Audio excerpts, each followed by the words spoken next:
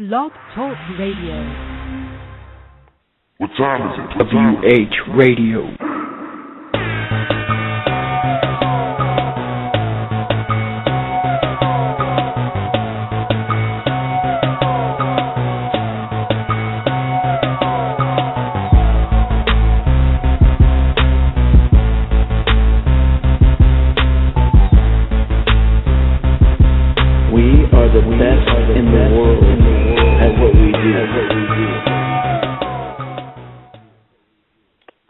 Welcome back to Wrestling Heads Radio, coming out from a crazy-ass weekend of PWG Bola. It's me, Oscar, and joining me now, I got Mr. Tom that wish wasn't PWG. Tom, what's going on, man? Not much. I'm definitely pissed that I had to miss Bola, but like the fellas over there at the Weekly Wrestling Podcast said on our show last Thursday, I will be in PWG one day.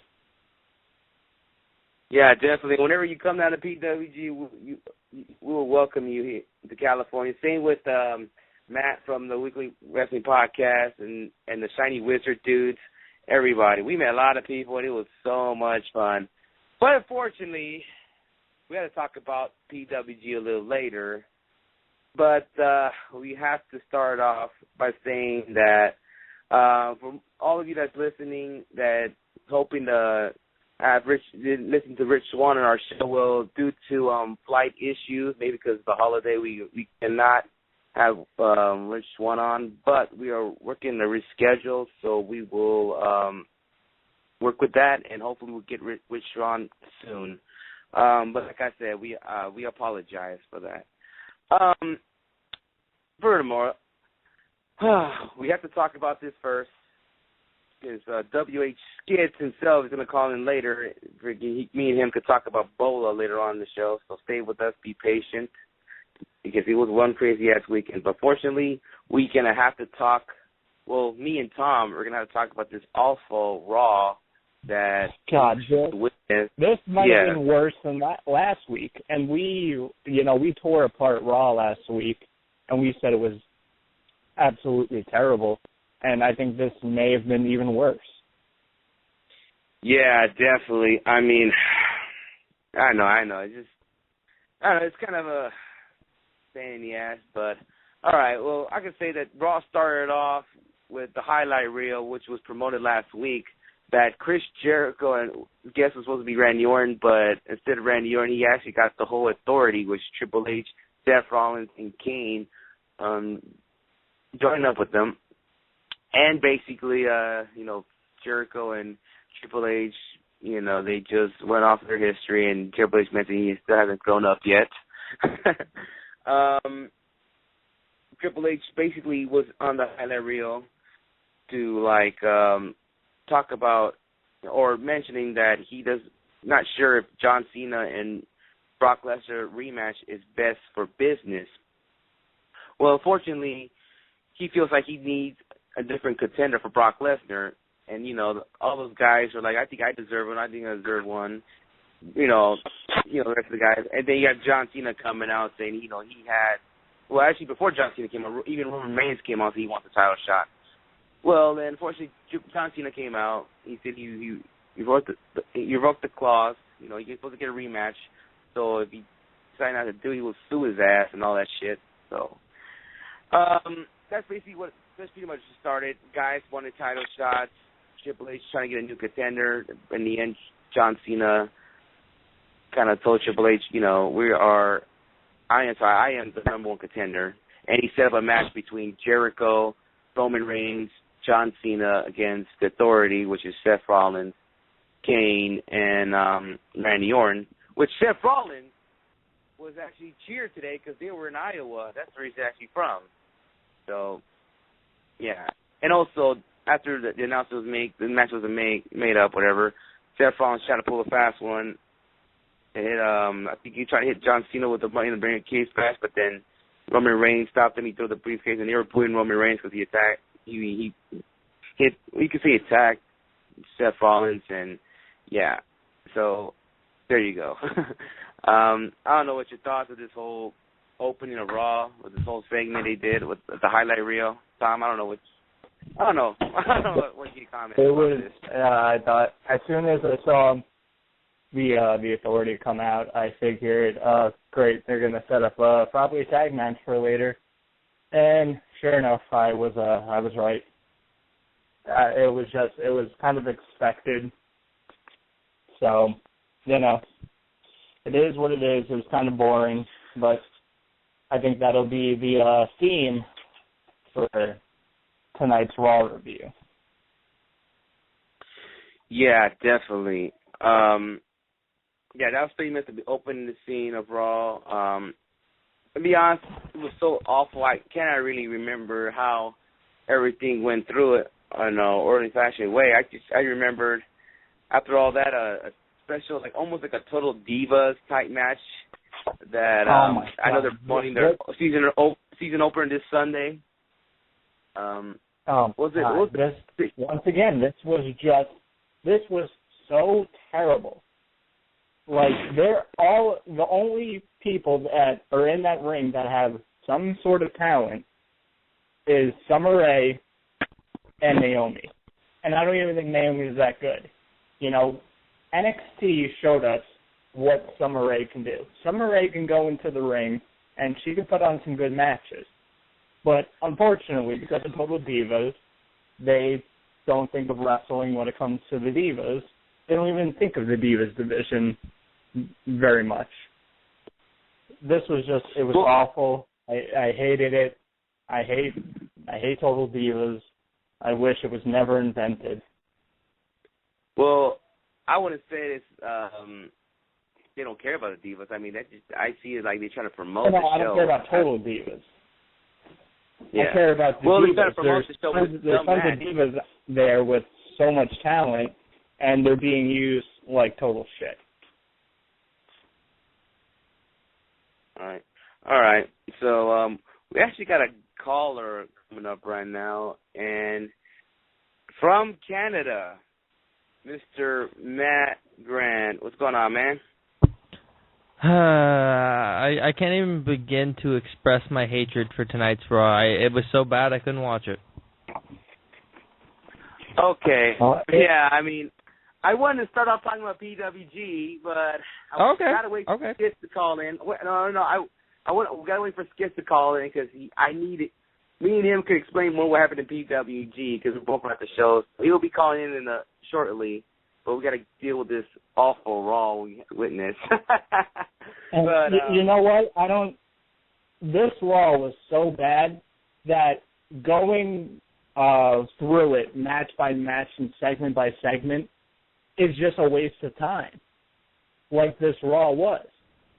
It was a waste of time, and I think we should just hit the points that happened and then talk about Raw altogether. Yeah, definitely. I mean, I don't know. I just pick up some random thoughts. Another one they just announced for next week for Raw, which I'm a St. Louis Rams fan. They are inviting the first NFL openly gay player, Michael Sam, to come in Raw, which I'm actually going to make a little comment about this because I am actually a St. Louis Rams fan, and I want to make a little comment here. All right, when they draft the guy back in April or May, whatever they moved the draft, I was okay with it, I guess, but I mean, to me, when it comes to football, I don't care what you are. If you're a good player, if you can help the team, then so be it. But I was never said nothing bad about him. I said nothing negative about the team for drafting him. But then preseason just came along, and I thought he looked pretty great in the football field. I mean, he had some sacks, but there's another guy that you could say an undrafted free agent named Ethan Westbrook. They also brought in, and he beat him out. So, I mean, if they feel Ethan Westbrook could fill in the roster, I'm okay because I trust Jeff Fisher.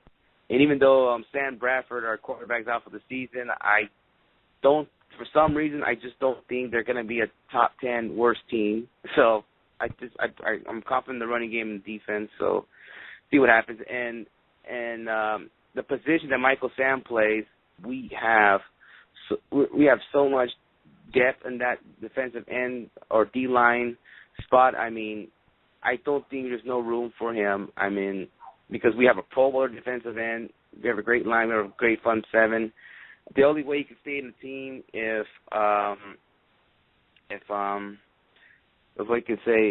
he could play special teams, but I guess he couldn't do it, so they have to cut him, and didn't make the 50-man roster. I was hoping he'd make the practice squad just in case someone gets injured during the season, but guess they didn't put him in. So it'll be interesting to see if he shows up on Raw, what he could say, and at the same time, it's probably a big deal for the WWE because they're trying to make make their product out there for the media wise. Because if Michael Sam does appear, it could be a big, huge thing because the year he's having about him opening up that he was gay and all this stuff, and imagine his first comment, publicly about this release, and he comes on Raw in the WWE program, it might help WWE get some more audience, but I don't know. I don't know what you guys want to comment about that. Maybe starting with you,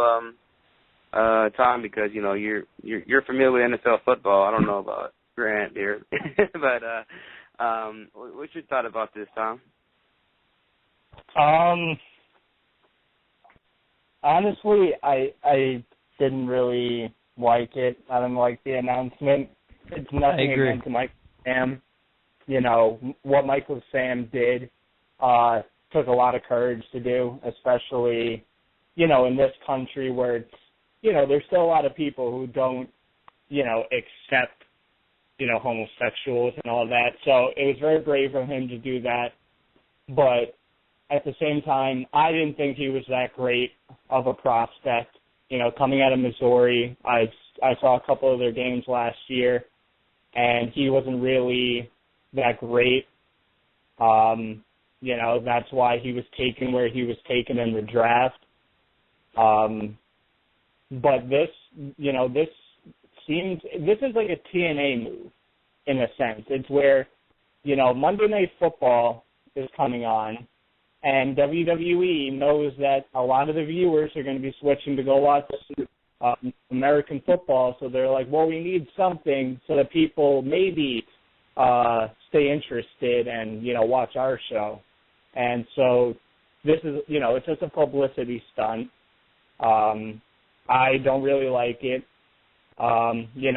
If you don't want people watching Monday Night Football, which has been one of their biggest competitors for years, they always try to put on some good shows. They try to compete with football, but it's like rocket science to these people that maybe if we put on some good shows, that maybe they wouldn't have to pull these publicity stunts to try and gain viewers and help the ratings. I just don't really like it. Like I said, it's nothing against Michael Sam. Even if they brought in like Aaron Rodgers or Drew Brees or whoever, I still wouldn't care. I still wouldn't like it. Yeah. You made a good point about bringing them in. It could in a great timing too. Which and Monday Night Football is going to debut next week because the NFL season is about to start, and I believe that they always do the first Monday Night Football as a thing. They always play 2 games in the first week, and then I think that's how they always starts pretty much. And you made a good point there, Tom. They're probably just doing this to go against the NFL, and let's see if he does shows up. If he does shows up, then it'll be interesting to see. And then another thing I forgot to comment about Michael Sam the day when he got drafted. I mean, just one thing I did not like about the whole Michael Sam situation. I'm not nothing against gay people. Anybody listening, I'm not got nothing against gay people, but the whole kissing thing, I was not. When he was showing kissing another man and on camera. I mean, after now he got drafted. I mean, I didn't appreciate that because like I said, nothing but gay people, nothing but gays at all. But I don't think that's something that children should watch. The NFL draft is something that all viewers could watch, kids and adults, and showing that was something that I was against. I was like, I don't know. I mean, if I was a kid, I probably would have been disturbed watching that. So, yeah, that's also the thing I was against about. But, hey, if he comes on next week, it's all good. Matt, what can you comment about this whole Michael Sam situation? I hate it. You hate it. Yeah, plain and simple, man. I'm just sick and tired of the WWE or the WWE, if you're Triple H, wasting your time. Wasting our time, wasting the fans' time, wasting their time, honestly, just building up retarded stuff like this. Yes, I get you want to capitalize on what's going on with him, but does it really have to be on a wrestling program?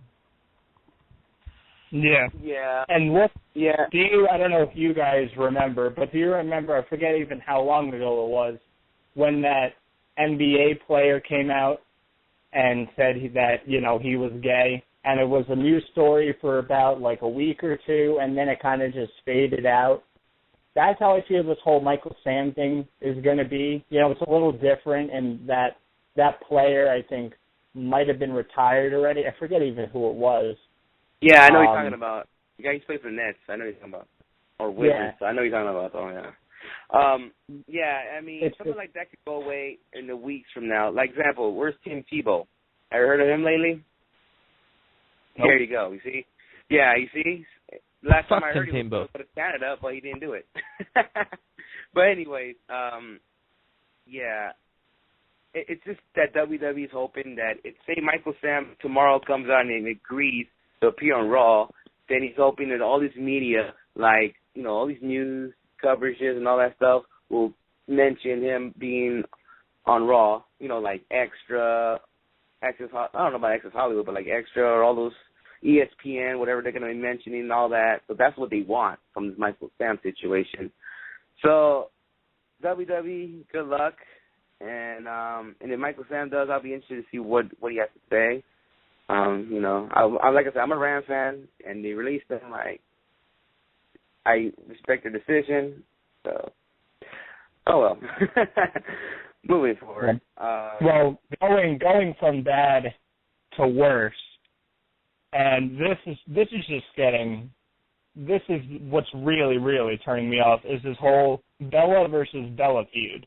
The whole throughout the night of Raw, we had taped segments with Nikki Bella growing up Bella, and she would say how, Brie would steal her prom dates and crash her car and all this stuff. And then they had the in-ring segment, and then AJ and Paige came out, and Nikki said that she was going to become Divas champion. And, oh, my God, this is just so terrible. Why doesn't WWE understand that? Nobody cares about the Bellas. I think the only reason that people maybe care about the Bellas is who they're dating. Yeah. Yeah. I mean, I'm not feeling this. Gitz was all feeling it when all this stuff before SummerSlam. He thought that. Well, put it this way, he probably has not watched Raw yet, but his fear is coming because he wanted to see this feud because he thought that this would stay away from the Divas title picture. But the way it looks like United Champion, a 4-way can possibly happen because Stephanie wanted Nikki to have a title shot or whatever. Then Brie came out talking about whatever their problems were. Then you have AJ coming out saying she deserves to be, she lost the title and she deserves to be number one contender, and she hasn't got a rematch yet. So then, and basically Paige came out too, but basically she came out because she's the Divas champion and she should be involved with whatever they're discussing. And they mixed that with the freaking Bella situation, and then you got Nikki telling Brie to, if you want me to forgive you, just quit, just get out of here, whatever. If you love me, quit out of here, then then you know what happens. He just shoved her, and then so it's pretty much shoved her to Paige. Paige dropped the title. Then AJ was giving the title to Stephanie, got in her face, telling her to give her the title, and that's what happened. And everything ended, and that's how it all ended pretty much. So Skits' fear is going to happen. The Bellas are going to be involved with the Diva title picture, and what it looks like to me is a four-way match will happen at Night of the Champions. They have not announced it yet, but the only thing they announced so far is that on SmackDown this Friday night, you have Brie Bella going against Paige. So it looks like this story is going to continue on, and get ready to have some fun with this storyline. I hope you guys are having fun with this. I'm sure Skits is not. Absolutely not. This is terrible. When Skits watch Raw, and I think everybody can tell that Paige and AJ are just like they don't want to be involved with this, and you can tell by their like facial expressions tonight. There's little like subtle things that if you catch really quick, you'll see. Like when Nikki was talking, like Paige was making a face, and AJ, being, herself, just doesn't give, two shits. I feel bad for them that now they're dragged into this terrible, awful storyline. It's such a shame. Yeah, definitely. I'm kind of done with talking about the Divas now. I think we should move a little bit forward. I think you should talk about the Jack Swagger versus what did Jack Swagger wrestle against? It was so bad. I forgot who Jack Swagger wrestled against. It was Curtis Axel, and seeing Curtis Axel made me a little sad because we're without the big guy Ryback. He's injured. He posted a video in the hospital saying he'll be back soon. So hopefully he recovers soon, because even though Ryback's been shoved down the cannon pole and he hasn't been doing much, he's still fun as hell to see. He's funny. But anyway, so Jack Swagger had a match with Curtis Axel. Zeb was back at it ringside with Jack and was kind of encouraging him on. The announcers were alluding to Jack was losing because Zeb was gone, because at SummerSlam Rusev kicked Zeb right in the head, and he's been out ever since. And so Jack Swagger did pick up the victory with the Patriot Lock. But during this match, Mr. Bo Dallas came out. He had some chairs set up on stage behind him, and during the match he brought some people out from the crowd, and they were sitting in the chairs. So after the match was over, Bo started talking with them, and they each had their individual story about how Jack Swagger has basically ruined their lives. This was, I would maybe say, one of the only maybe good points. Bo is just, I think he's hilarious to see. His character is just, it's something that's different.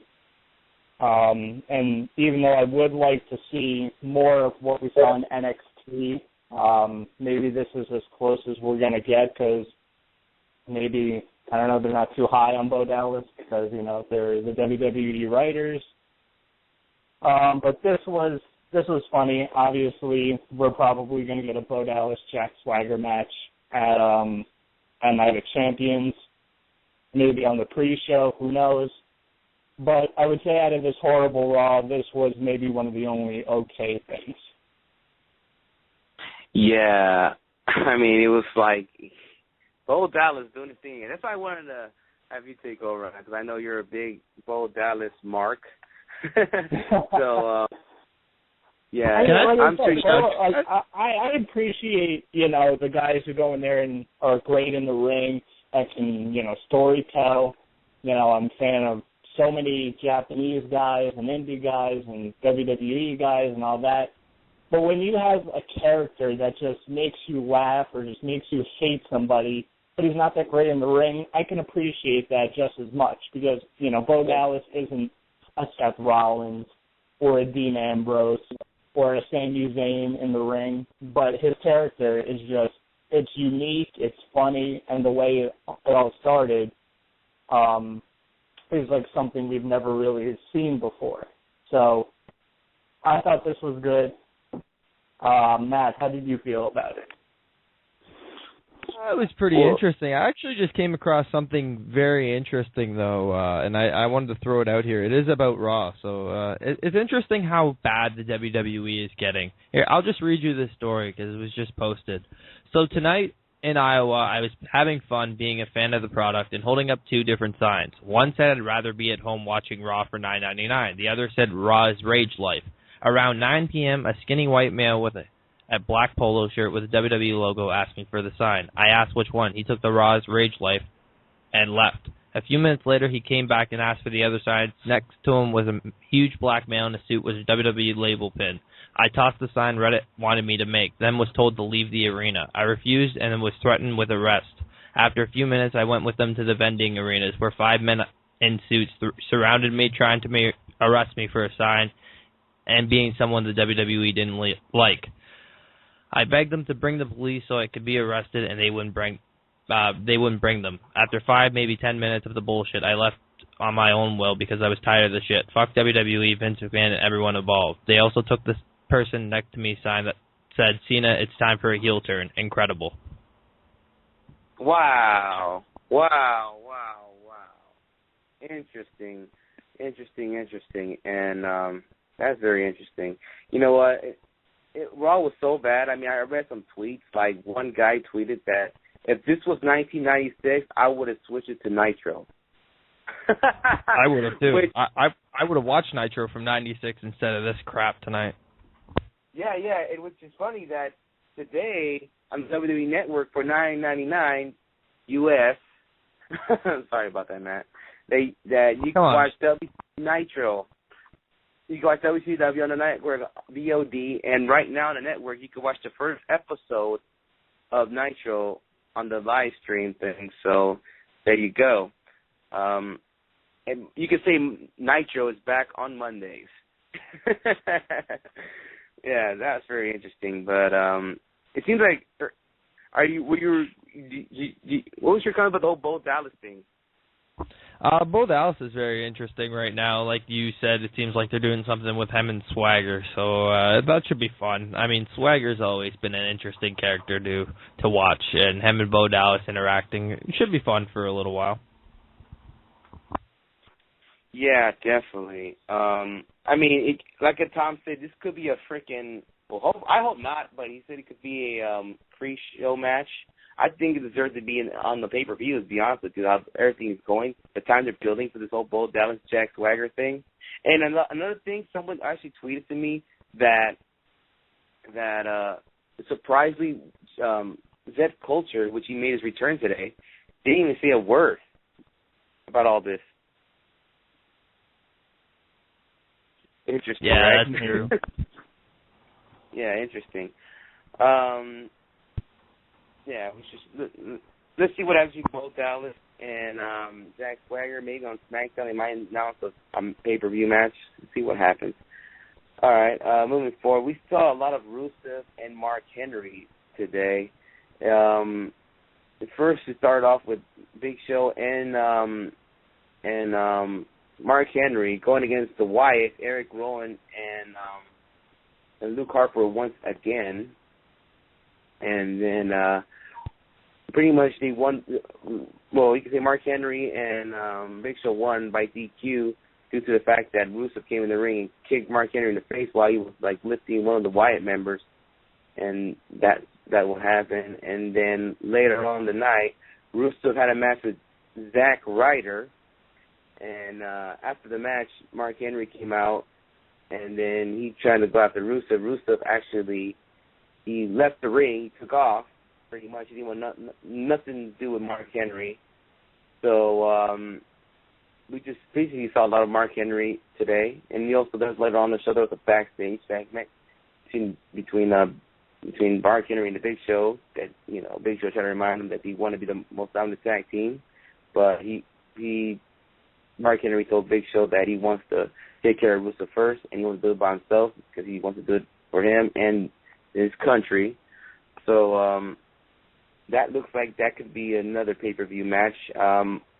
Starting with Tom, what's your thoughts on this whole Rusev Mark Henry thing going on tonight's Raw? It was all right. Obviously, this is just building more and more for Rusev to just take down more guys, stay undefeated.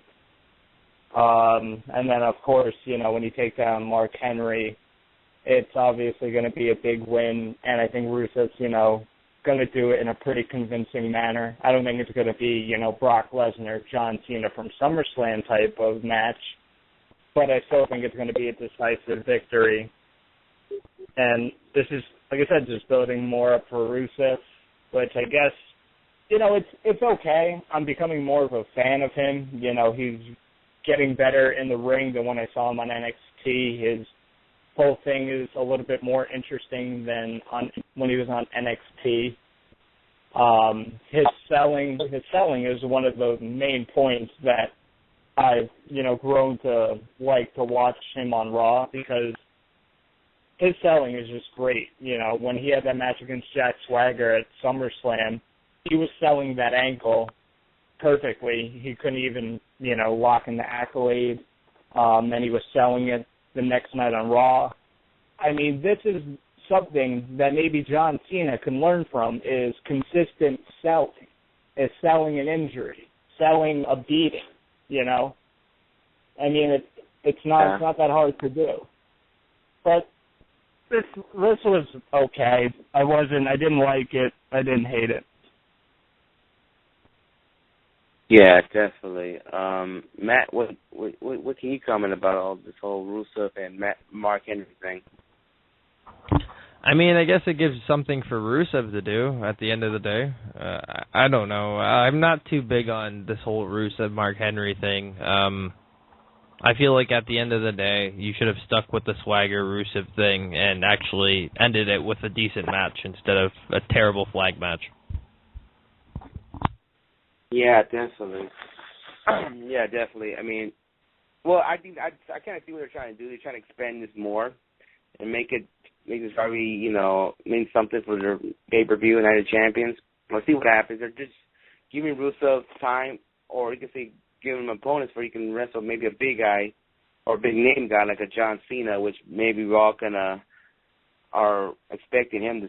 He'll be the one to stop Rusev, like he did to Umaga. I think it was in Umaga. But yeah,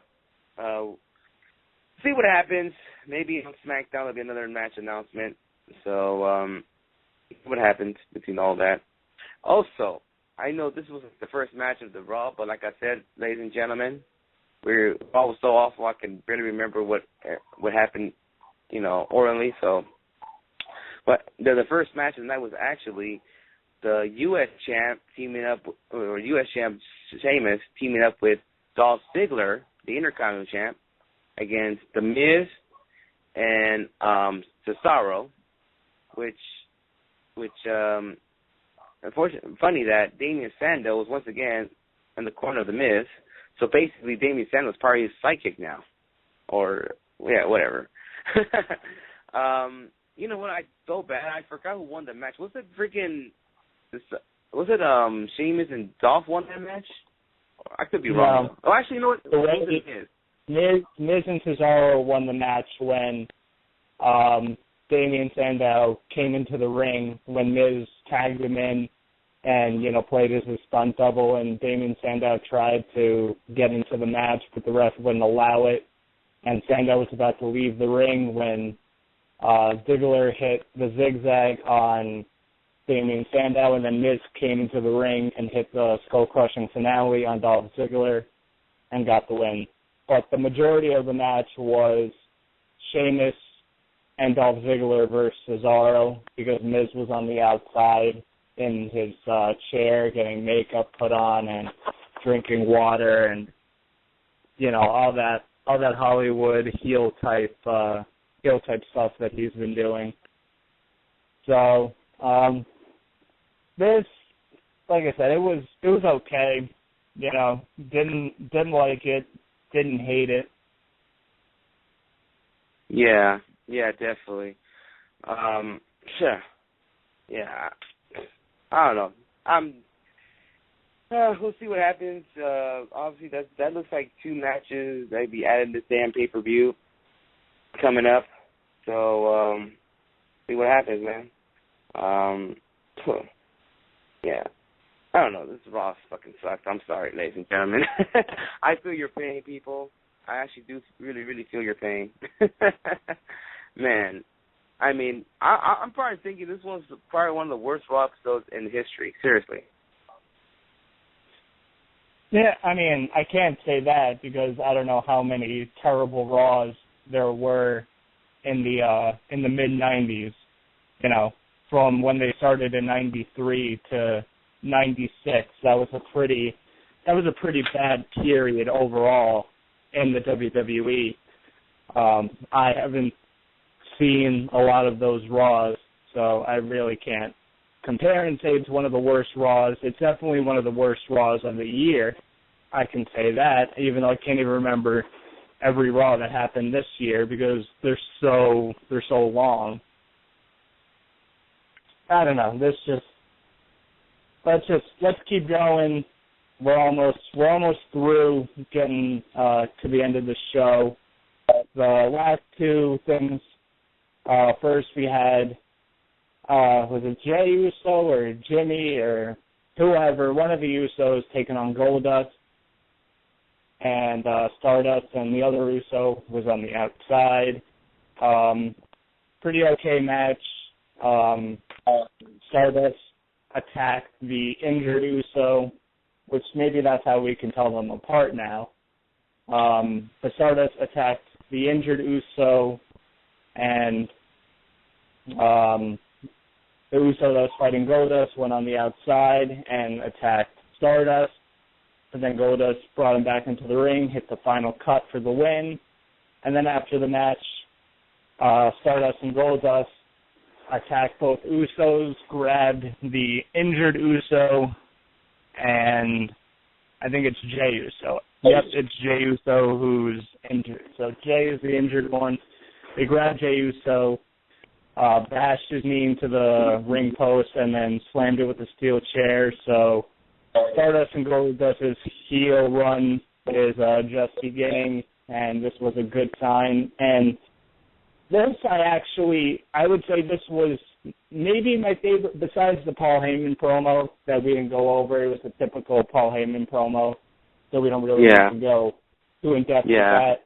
That's always probably one of the highlights on these shows. But this I really liked because, I mean, seeing a heel Goldust and Stardust is definitely very interesting. You know, we get to see Stardust play this, like, weird version of Cody Rhodes' heel persona. Oh. So I like this, and maybe it's just because I don't like the Usos. Maybe that's why. Sorry about that, guys. Dropped my mic. It's all right. Yeah. Matt, what did you think about this whole Goldust and Stardust and Usos thing going on? I think it's very interesting right now how they turn the Dust Brothers heel. I think that's very, very interesting.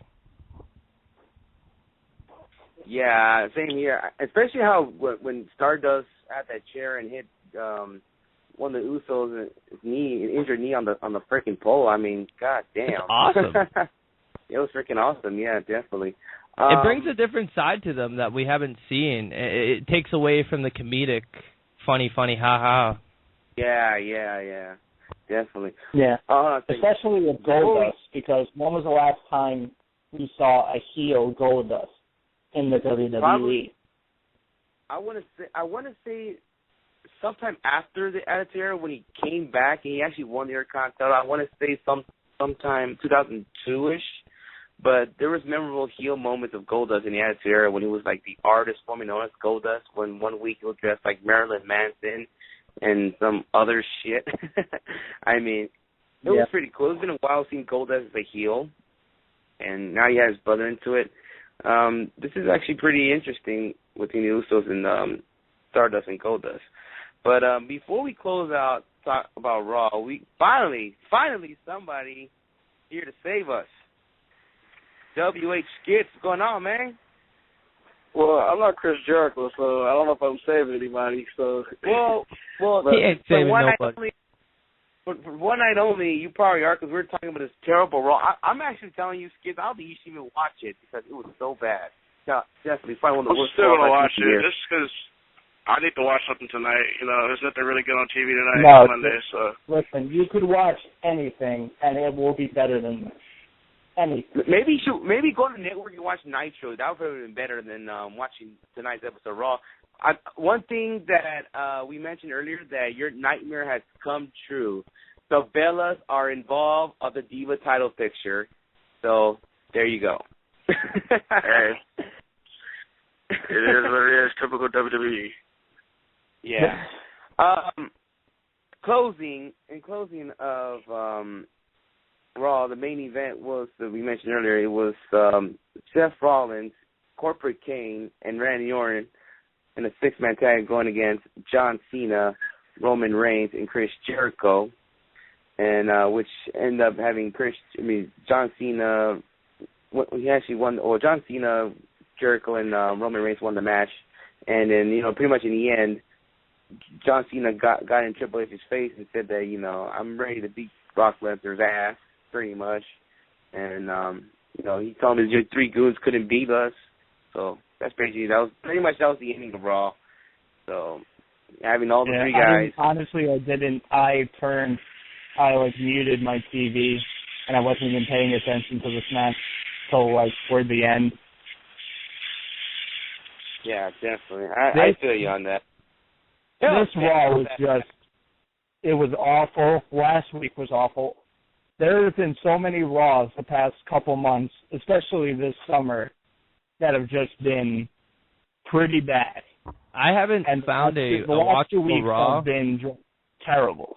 A watchable Raw hasn't been on the air in for a couple months at least, since Daniel Bryan got injured. Yeah. I mean, look at the guys they have out right now. Dean Ambrose is out shooting a movie. Daniel Bryan's out with an injury. Bad News Barrett's out with an injury. Ryback's out with an injury. CM Punk's gone. And it's WWE's fault that they have 3 hours every Monday night to do feud, to book good wrestling matches, to push new guys, to build up all these different heels and faces, and they just do a terrible time in doing it.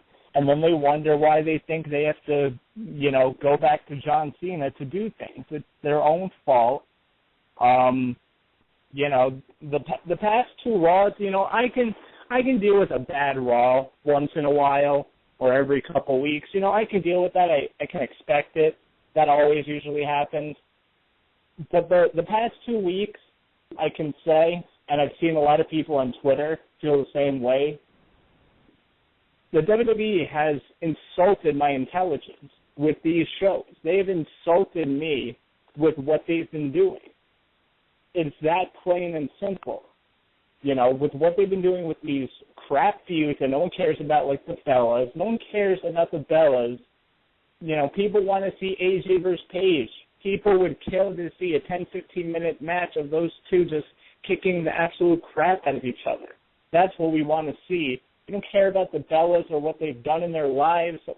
Because they're only relevant because one's dating John Cena and the other's dating Daniel Bryan. That's the only reason that they're still relevant. Yeah. No one cares about Total Divas. Speaking truth right now. Nobody cares about, and people want to see Bo Dallas. People want to see this interesting character. And yet, there's rumors. What's crazy? I mean, this weekend at Bola, I saw this girl wearing a Bola shirt, and in the middle it had Bo Dallas. So, I mean, if you see this, if you see this at a PWG show, people really like Bo Dallas. Give the guy a chance. Yeah. Just give the guy a chance. I kind of like what they're going with.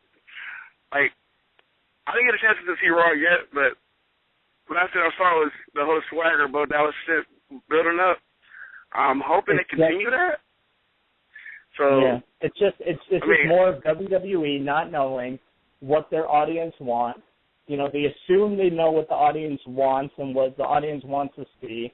You know, there were so many points in tonight's Raw where during the match the crowd was so dead. I mean, the crowd was absolutely silent and dead. Vince is the one that makes the last decision. I mean, when I was working SummerSlam, I was talking to the guy that works for the WWE. He said Vince doesn't play around, and by the sounds of it, you know, he said Triple H eventually. Well, we all know he eventually will take over, but Vince is the man that is really making all these decisions still. I mean, I'm pretty sure the ideas come to him in their little meetings, but he needs to listen to his fans because by watching, like, the network, you know, how they're transitioned from, like, the era of, like, the bullshit gimmicks to, like, the new generation with Shawn Michaels, Bret Hart, Diesel, Razor, and all that, you know, and then they had to switch over to the Attitude Era. I mean, listen to the audience, because the audience was starting to boo shit, like, you know, the whole gimmicks garbage shit back in the days, you know what I mean? I mean, I think the fans need to wake up, too, and, you know, boo, like, the villains, like, shit, like, yeah. let the fucking back know that we don't want to see this shit, you know? And stop chanting for CM Punk. Yeah, the CM Punk shit needs to stop. That should have stopped a long time ago. Hey, guys. I'm actually looking at a picture right now on Facebook, and there's a sign there that says, well, maybe I don't know if you mentioned, well, yeah, there's a sign that says, I could be at home watching Nitro. So, man, that's crazy. That is crazy. But anyways, let's talk about something positive and something good. Let's talk about some PWG. I lost my voice. Hold on. Skits. Let's take a little commercial break, and then I know I'm done talking Raw. I think we could talk PWG more than a fucking hour and a half. Raw can suck it. Yeah. So let's take a little commercial break, and we'll be right back. This is Nick. And this is Matt. The Young Bucks, super kicking you all the time. This is Wrestling Heads Podcast. Check it out. Yo, welcome to WH Radio. Today's show is brought to you by the good people down at WrestlingRambles.com. For the latest in wrestling news, in-depth blog, and hot topic discussion, hit up WrestlingRambles.com. Remember, it's not just any ramble, but a Wrestling Rambles. WrestlingRambles.com. And also special thanks to Ring Rust Radio and SLTDWrestling.com. Thank you for listening.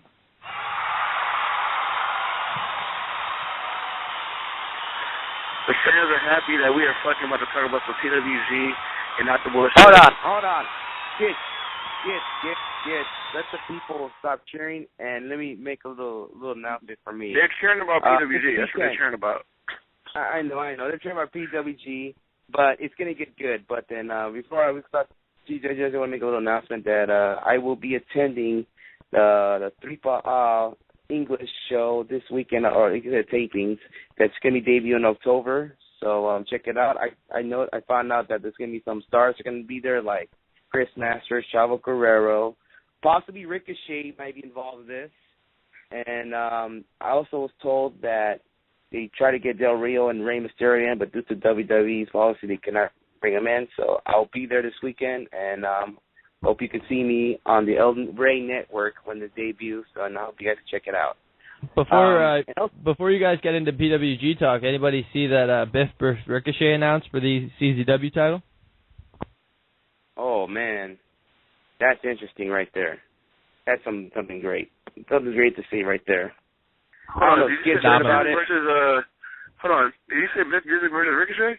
I did say that. Wow. Ricochet's out here, dude. Ricochet is that dude. I'm looking forward to it. Biff's killing it right now, too. He's the man. Biff is cool. This is cool. This is a cool-ass dude. We met him this weekend. But before we go to PWG, we actually have a caller. I know who it is. 909 area code. You're live on Wrestling Heads Radio. Hey, everybody. It's Cap. How are you guys doing? How you doing, Captain Comic-Con? What you been up to, man? Man, well, I heard that you guys were going to be talking PWG, and I finally made it back to PWG. So I got to talk PWG. Thanks for not saying hi. Appreciate it. I'm sorry, bro. I wasn't really saying hi. I was kind of hidden in the back like a ninja, you know. You never know. Yeah, I actually did saw you there. Gone. I couldn't find you. Yeah, I just saw you, and your boy made his return to PWG, but they didn't wrestle. But Human Tornado, and he had a loud pop in night one when he came out with the bad influence. Yeah, there was a lot of, tornado chants going on. I mean, yeah, that was sweet. That was a sweet moment. Right. That was a sweet moment. Yeah. So there you Human go. Tornado got to get props there. And another thing, he also came out during the. This part will not be shown on the DVD.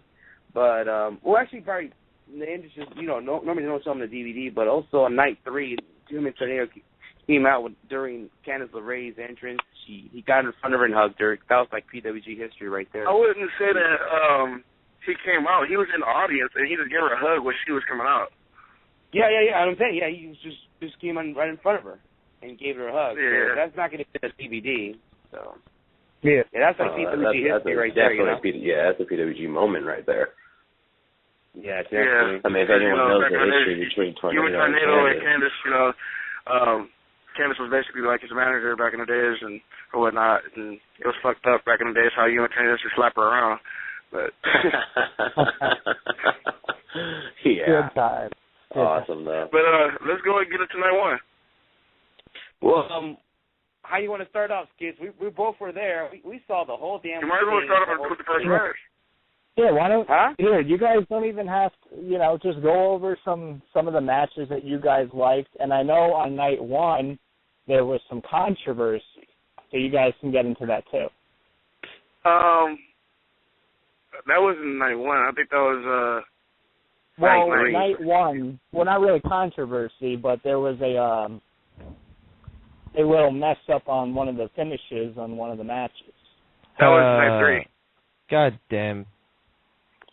That was night 3, Candice LeRae versus Jenny Gargano. Jenny Gargano versus Candice LeRae. I thought it was night 1 as well with AJ Styles and Brian Myers. No. I don't think so. Oh, no. it wasn't a botch finish, or was it just like I don't think it was a botch finish. It was a submission. He beat him by submission. If it was a something to botch, then it would have been botched on either. It probably would have been botched on Brian Myers, but I don't think it was a botch finish. To be honest with you, man. Yeah. But anyway, the only you guys. finish I saw was Candice LeRae versus Johnny Gargano. I don't know if the ref fucked up or Candice, was supposed to kick out and she didn't kick out.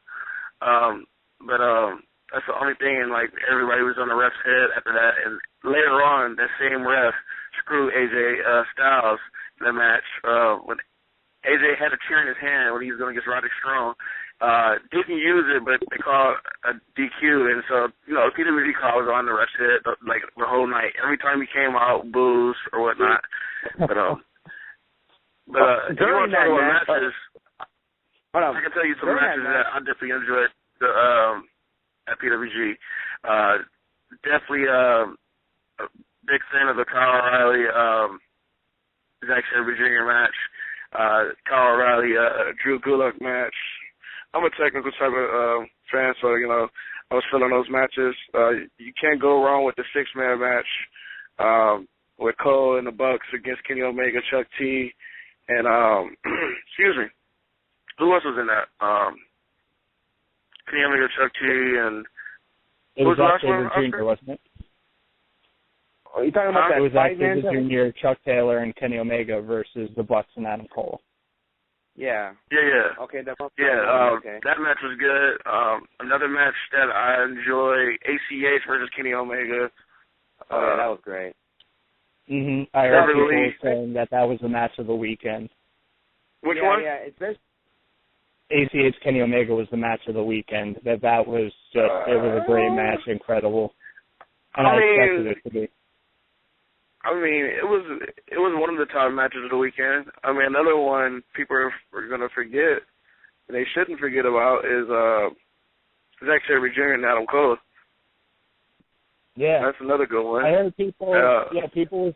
Some people were saying that they enjoyed the match more than Sabre Jr. and O'Reilly.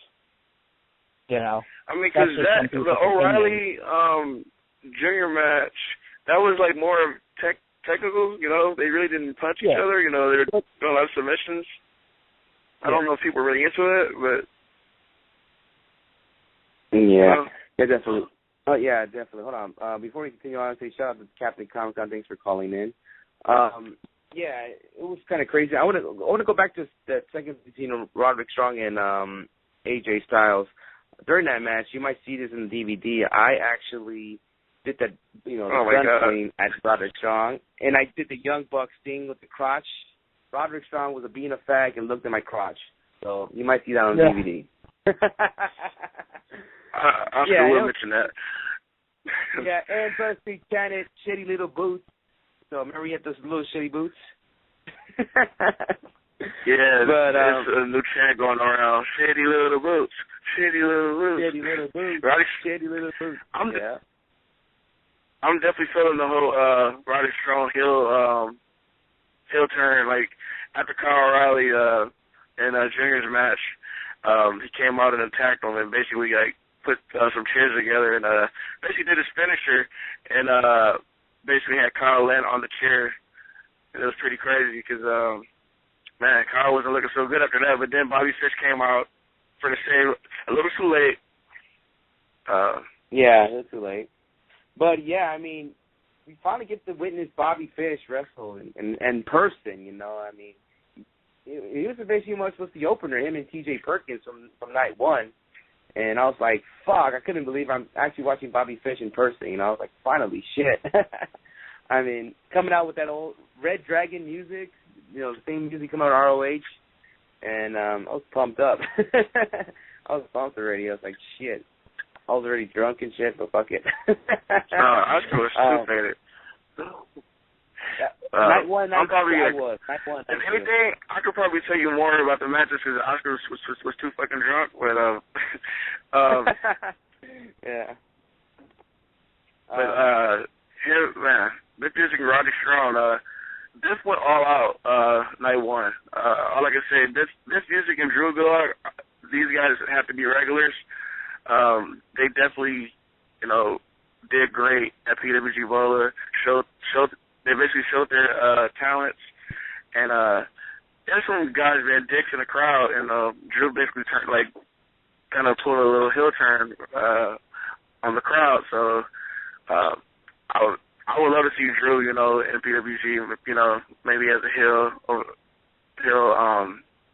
in PWG, and it looked like him and Biff are basically a stable. When they tagged up against Red Dragon, Drew was like, CZW.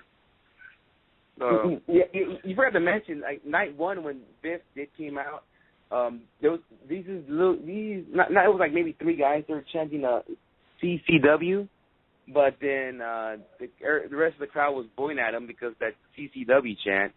Then night two, when Gulak and Biff Busick teamed up against Red Dragon, and then they did that shit again, the CCW chant, and booing these guys. Those guys were starting the CCW chants. It was funny. Gulak kind of responded like, "Hey Biff, come on, let's go, let's do it for CCW," and that gave him heat big time. So it's like this. You cannot chant another promotion's a name on PWG. I remember when we all thought the American Wolves were going to WWE, but decided to go to TNA. This one idiot was trying to chant an NXT chant, and they fucking booed the shit out of him. I mean, you just can't do that. You never hear a ROH chant. You don't hear TNA chant. Nothing like that never happens in PWG.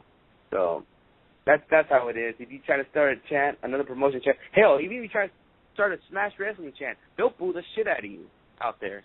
So that's how it is. Hey, but I actually had a talk with Matt the other day. Matt said PWG chants have been at Smash, so it happens everywhere. So it is what it is. But yeah, all I gotta say, you guys need to order the DVDs. Actually, they're on pre-order. Already pre-ordered night one today. So if you haven't done it, people will do that. It's another highlight of the weekend, slow motion match. Yeah. Wow. Yeah. It was the funnest. Yeah, I tweeted I to saw Tom that. that. Yeah, you guys tweeted me that they were doing the slow motion match, and I was like, yes, that is great stuff. That is the funnest time. I swear, I have never had that much fun at a PWG show. When that slow motion shit happened, that was so cool, dude, because you're like a part of the fucking match. You know what I mean? You're going slow motion while they're going slow motion. It was a fucking great experience, dude. I'm telling you, see, that's like I said, one of the great things about Chikara is how they just bring you into these matches. You know, that whole slow motion thing comes from a wrestler named Darren Corbin, and that's one of his, like, powers in Chikara is that he can slow down matches. And I guess being in so many matches with him, Chuck Taylor decided, you know what, I'm going to do it. Actually, Ethan Page even pulled that stuff off in Chikara, too, if you want to look that one up. Yeah.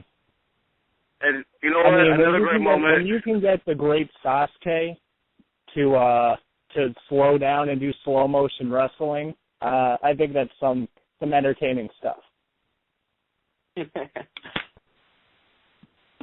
Yeah, definitely. I mean, I actually had a question for you guys, and I've been wondering this ever since PWG 11. Now, last show and this weekend, obviously it's hot in the Legion Hall. Does the Legion Hall have air conditioning and they don't turn it on? Oh, okay, this is what happened. No, they didn't do it, but Legion Larry, the guy who owns the American Legion Hall, we were waiting in line. He mentioned about the air conditioning. And he said that if we all give him $2 each, he will put up full blast. Well, it didn't happen. But I tell you, night 2, I did feel some air in the building, but it was really hot in there. I mean, I've been hearing stories about the old ECW arena that get really hot in there. So, yeah, it was really hot in the American Legion Hall. And hell, up there in Reseda, it was hot as hell up there too. So it's like maybe 10 more degrees than where I actually live. So, I mean, because out there in Reseda, there's no ocean, nothing nearby. It's almost like a valley, pretty much. And, yeah, it's hot in there. And sometimes I almost want to tell Skip, dude, if you want to come there 1 o'clock in the morning, I mean, sorry, not 1 o'clock in the morning, 1 o'clock p.m. our time, wait in line, you should bring a cooler. That's what I tell Skip. In the summertime, you got to bring a cooler. Because it's freaking crazy. Hey, why do we need to do that when we have PWG friends on? Hey. Yeah. Yeah, I was just wondering that. I heard some things about Legion Larry doing that, and that's typical Legion Larry, but, I mean, come on. Hey. Like, you guys need to start rioting against Legion Larry. To start rioting. No, I don't even want to do that. Then he'd be like, fuck you, PWG, look for another venue. I don't think they don't want to do that. Guys like Excalibur and Danny, they don't fucking want to, like, probably don't want to move another venue. They like it there. I think if they move it to, I think they're afraid they move to another venue. That magic, you know, the crowd and all that shit. I think that's what their biggest fear. If they ever moved out of the Reseda, you know what I'm saying? Yeah. Also, I want to say is that talk about some of the returns and debuts we saw. You know, we saw Kurt Hawkins, a.k.a. Brian Myers, debut. You know, of course, Biff and Drew Gulak. What was the overall, you know, reaction to these guys debuting? Okay. Who was the best debut? Well, go ahead. My opinion is Zack Sabre Jr. On any of the people that debuted. Zack Sabre Jr. is definitely the best debut. Yeah, I agree with Zack Sabre, but what I feel like what's going to happen is that I feel like guys like Zack Sabre and Kenny Omega, they probably will not be returning anytime soon. So if you're at the show, I mean, hey, it's part like I don't want to say a once-in-a-lifetime experience, but hell, if you get to witness this wrestling live, hell, you did it. So who knows when the next time you ever see them back in Reseda? Because, you know, those guys are not from around here. I'll tell you that, right? They're not from the United States. So I cannot see, like, I can't see I can see the board of directors of PWG bringing in guys from Japan or the UK every PWG show, but but I could see him coming back in the future. But I don't know about every show, like a regular basis. You know what I'm saying? I can now say that I can see Drew and Biff Busick coming in as a regular basis. I mean, they did have a great reaction to both of them. There was a couple geeks who watched. Let me back up there real quick, Oscar. I mean, if they can do it for Ricochet, who wrestles in Japan on a regular, I mean, what makes you think they can't do it for Zack Sabre Jr.? Yeah, but Ricochet is a totally different animal. Ricochet's red hot right now. I mean, remember, Ricochet was not. What was the last time before? Wait, was it Ricochet even booked in 11? You see? He doesn't show up in every show. I mean, once in every other show probably, but he doesn't. What was the last time you remember him coming to 3 shows consistently? You see? I don't know. Maybe.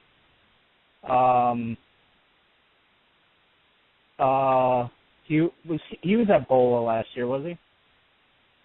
I believe so. I believe he was. Yeah. Yeah. And then he was at All-Star Weekend, but I can't remember if he was at Matt Rushmore.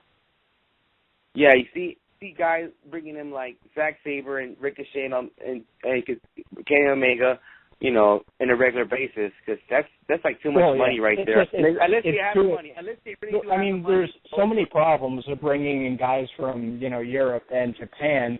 Number one, it's their schedules conflict with PWG's. And number two, it's really expensive, to book a flight out from a guy from Europe or Japan and then book transportation and a hotel. It's more expensive than, getting a guy from the East Coast and bringing him over. Yeah, I mean, like I said, that's what I tell everybody. Hey, this could be a once-in-a-lifetime experience, but hey, if you're here in PWG, witnessing a Zack Sabre Jr. match, hell, just enjoy every minute of it, because you never know when the next time it'll come back. But let me go back to Gulak and Biff. They had great. Hold on, one second, Skid. They had a great response when Biff Busick came out. He actually came out to Pennywise. The beginning of that song, I forgot the name of it. It goes, oh. They're digging it. Because of all that, I could see Biff Busick coming back. So, go ahead, Skid. Go whatever you want to say. No, go ahead. No, that's all I want to mention about the whole Biff Busick and Gulak. Oh, yeah, I mean, we got to touch upon the whole Willie Mack farewell. The Willie Mack thing. It's crazy because, we actually saw Willie, come up,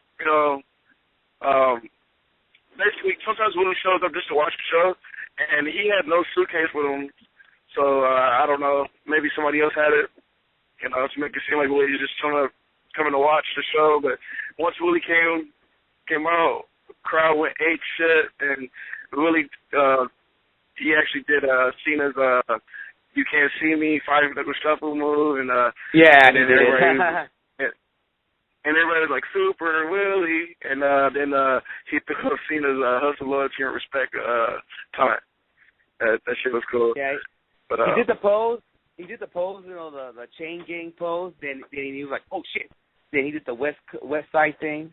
So, typical Willie Mack. But then after that 5 or 10-man tag, when Team Hero, you can say, won that match, Joey Ryan grabbed the mic and mentioned that they don't know when the next PWG show will be, but unfortunately, whenever that show came in, it could be Willie Mack could be a resident in Orlando, Florida. So they, pretty much they gave that farewell speech Willie Mack what he deserved. I remember Tom a few weeks ago came on and said Willie Mack deserved this. So, yep, he had his moment there. It was we were kind actually of talking touchy, about that on a Bola preview show, too. Yeah, we were talking about that, too. But then it was a little touching because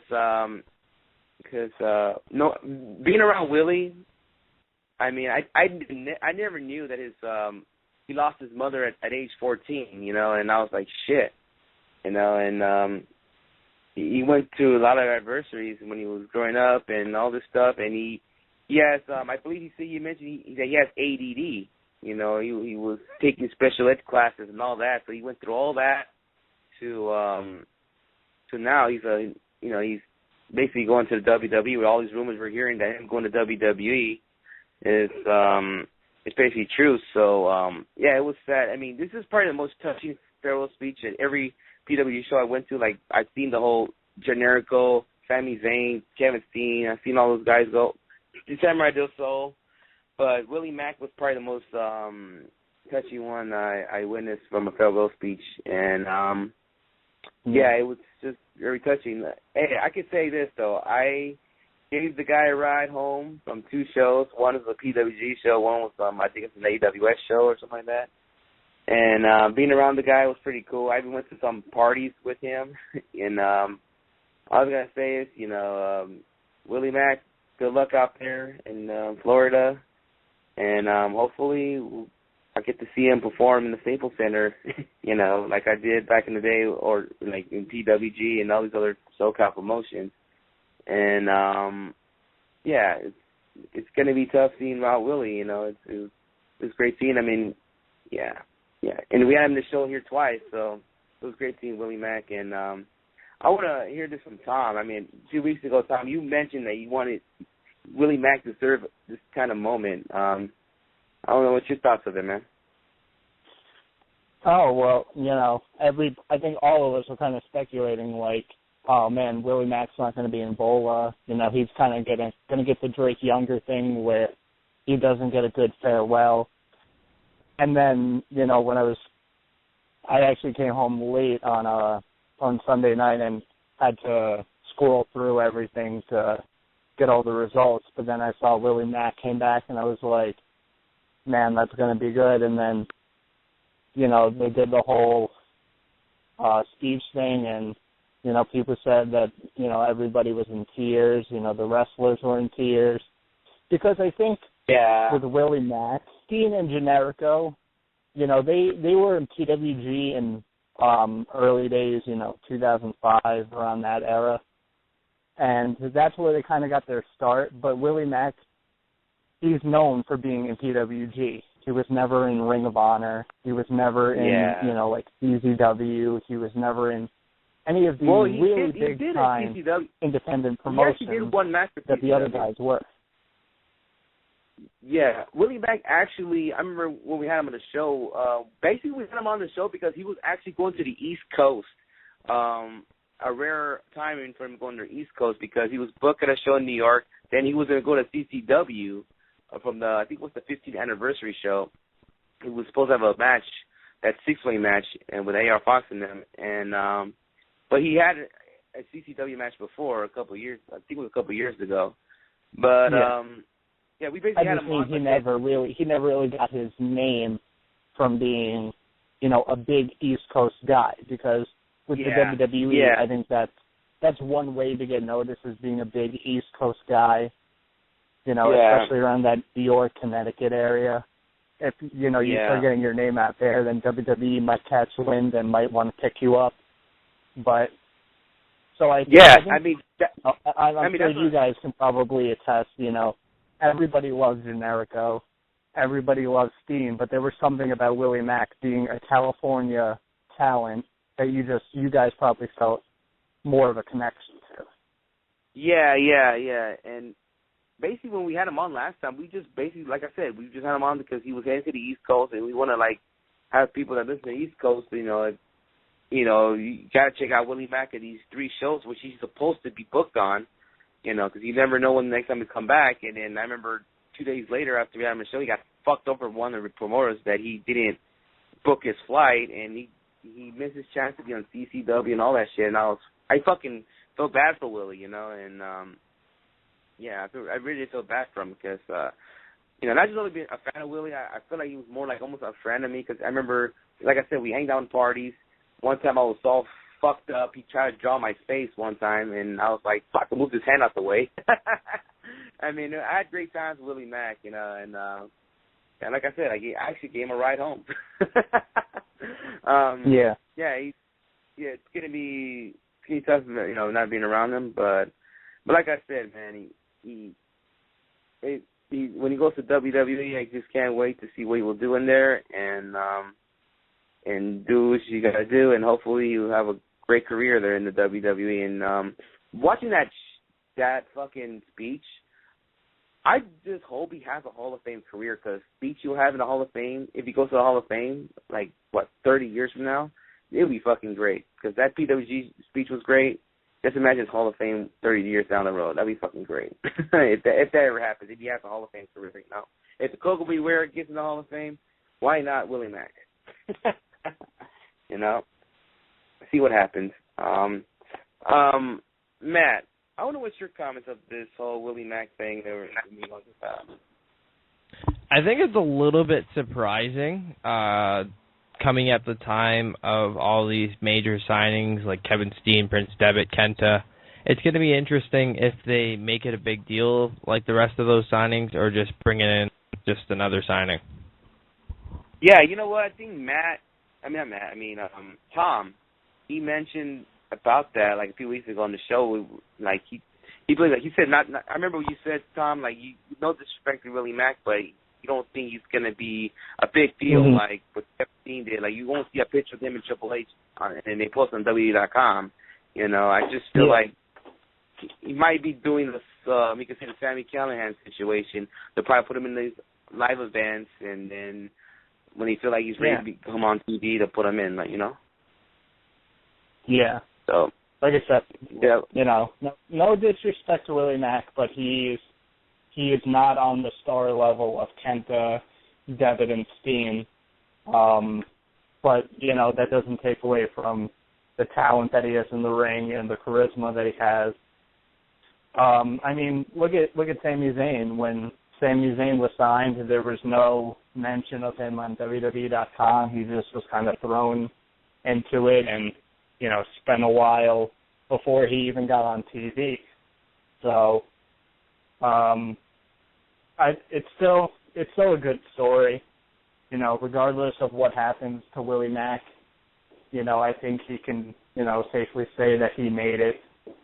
That his hard work paid off, that everything that he had to go through paid off. So I think it's good for him, and I think it's good for the California scene too, because maybe WWE, keeps an eye on it and says maybe we can pick up some more talent from there. Yeah, you know what?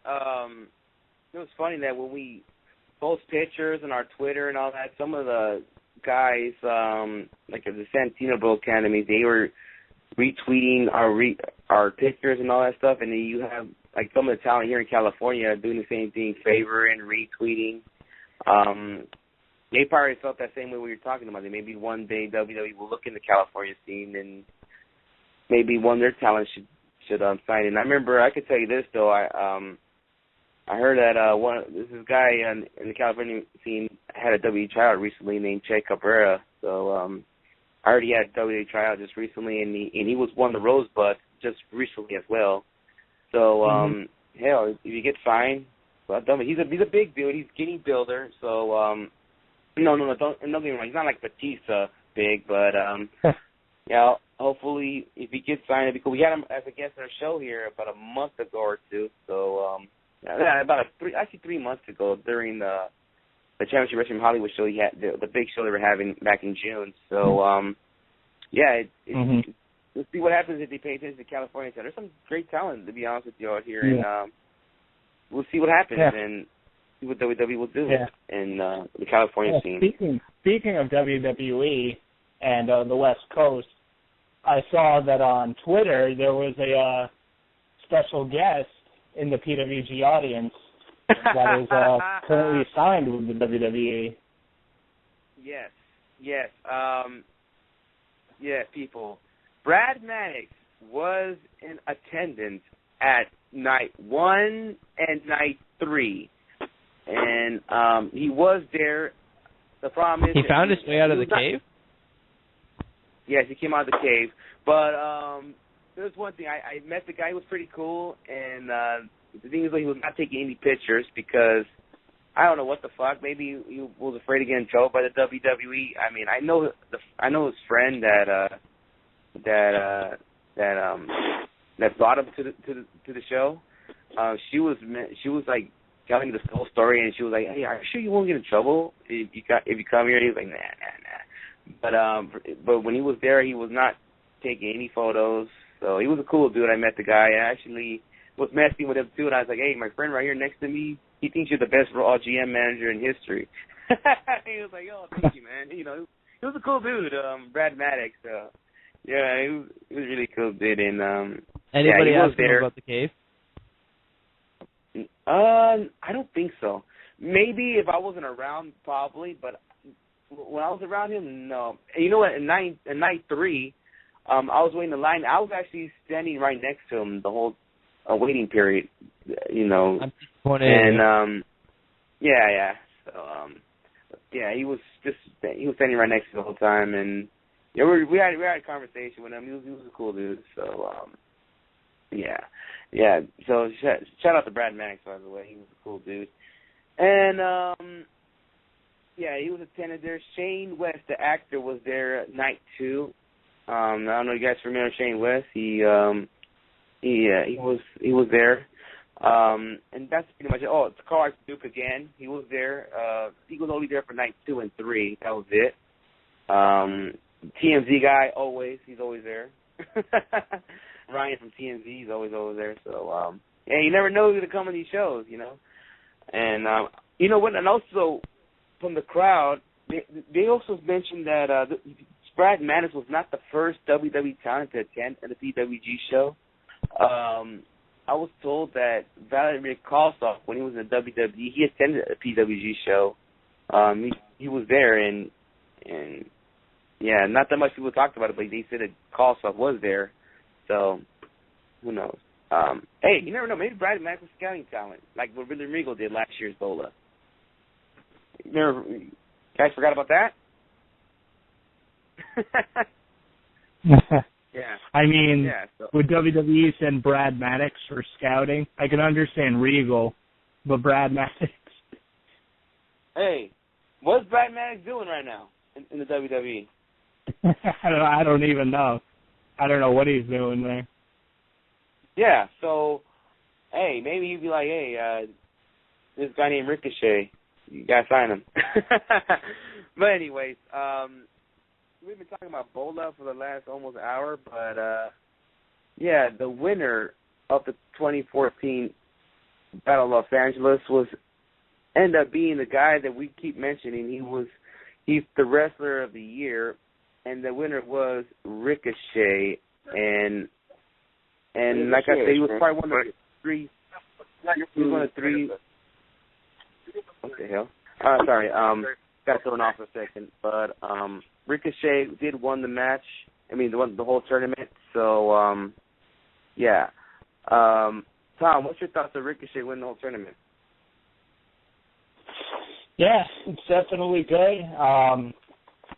I didn't pick him to win it, but I definitely thought he could have been a contender. As we've been saying for months now, the guy is just on an absolute tear in 2014. Of course, winning Best of the Super Juniors, winning, the Dragon Gate title over in Japan. The guy is just having a phenomenal year.